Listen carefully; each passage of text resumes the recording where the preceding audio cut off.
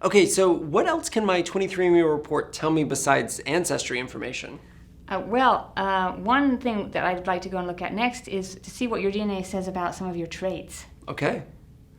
So where am I going to go to look at my traits? All right, so go up to My Results menu, Okay. and under there you'll see Traits, and just click on the Traits.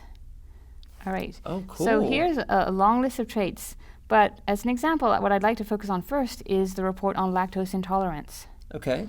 And here's a column with stars, and that the number of stars there reflects how strong the science behind the report is. Not so much your particular result, but how if the scientific literature is really supportive of the connection between DNA and the trait. Okay, scrolling down, let's look at your results. So lactose intolerance. So there's some background here on lactose intolerance, and then here are your results. It says I'm likely to be tolerant. Yes. Due to lactase persistence. And so you have you're homozygous for the A allele. Okay.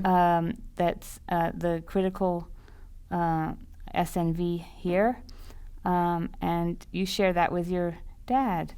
Your dad also has 2 copies of the A. So this means you got an A from your dad and an A from your mother, and having 2 copies there is making it most likely, according to the scientific literature, that you are going to be tolerant of lactose and able to continue to drink milk as an adult.